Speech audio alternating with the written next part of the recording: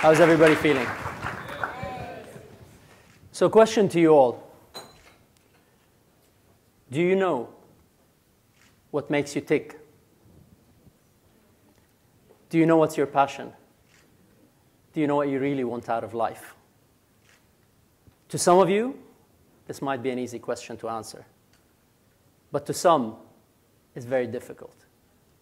Without it, you'd feel confused, lost, disoriented.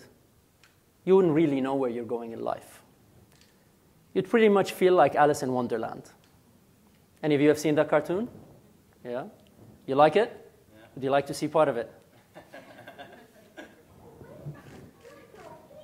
As long as then it really doesn't matter which way you go.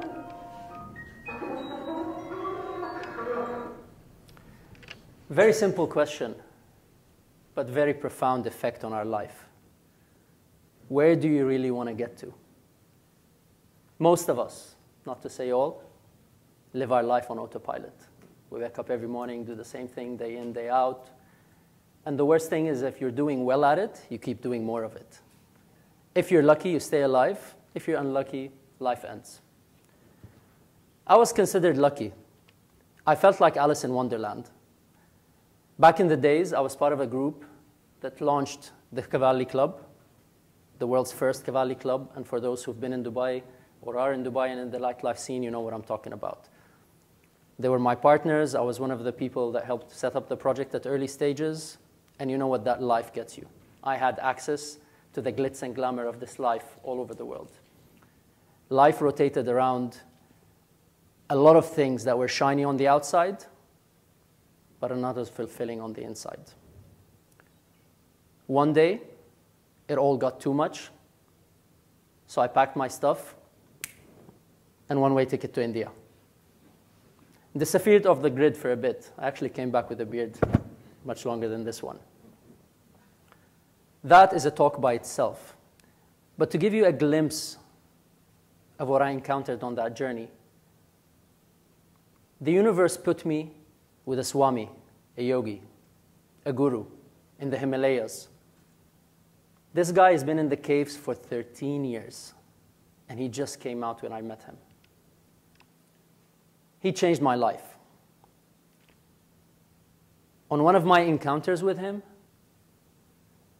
he said to me something that stuck with me till now.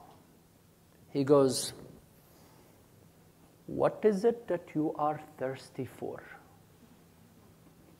Only when you know what you are thirsty for, you can quench your thirst.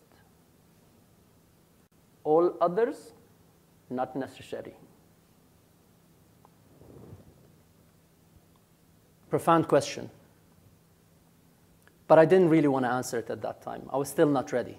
I just came out of my Cavalli days and I was enjoying the Himalayas. And I thought, fine. I took it for granted that, so what, I met this guy. And as I went on with my journey, the universe had to pull me down and say, sit down and look at your life. When I discovered I had a medical disease. I had a medical condition that most of the medical community, or the Western medical community, would label as non-curable. I had a benign prostate enlargement, which is pretty much a tumor. It's non-cancerous, non-life-threatening, but nevertheless, it's a body organ dying. And for a male, a very vital organ. And then, my life collapsed. Like I really said, what have I done to myself? And I had to take a step back and sit with myself and contemplate. But the first thing that I was determined on was to heal my disease. Because I firmly believed that the disease is a dis-ease within your body that starts in the mind. And behold, a month of meditation, yoga, vegan diet, raw food, herbal medicine, Ayurveda, anything that I knew of, took me a month. I retested. It was gone. Now that was my own first-hand experience of the things that I used to preach, but I had to put to the test. And it showed me that what starts in the mind and on a spiritual level manifests in your body. It's all the stress and the unfulfilling life that you live. But the most value that I got out of this experience was that I had to say to myself, what is it that I regret had my life would have ended and this would have been more serious? And guess what? We all have regrets. I'm sure we all do, yeah? But I realized that the regret for the things that I did not do in my life was much bigger than the things that I did. So I decided, at the end of my journey in India, to come back and become an inspirational speaker and a coach to help people on their journey. Now, along my journey, I found out amazing things and shocking. Anybody heard about the research that The Guardian did? They did a survey with nurses, with people that were on their deathbeds. And that survey came out with the top 5 regrets that people had before they died. And guess what was number 1? I wish I had lived my life the way I wanted to. That's not the way you should be living. You shouldn't be waiting to die to figure out, what do I have to do to live? You should be living every day of your life feeling like 1 in a million, yes? You want to feel phenomenal? Let me hear you say it. You want to feel phenomenal? Yes, that's more like it. Well, guess what? You are already phenomenal. But you've been stuck in your fears. What if I cannot? What if I fail? What if they don't like me? What if, what if, what if? And you have to wake up. Wake up and realize that you are better than 1 in a million. You know what? 1 in a million is degrading to your own greatness. How about 1 in 10 million? How about 1 in 20? 1 in 100 million? How about 1 in 500 million? Every single one of you today made it out of 1 in 500 million to the being that made it to this planet. So stop and ask yourself, what is it that you wanted so badly that you had to exist on this planet to manifest?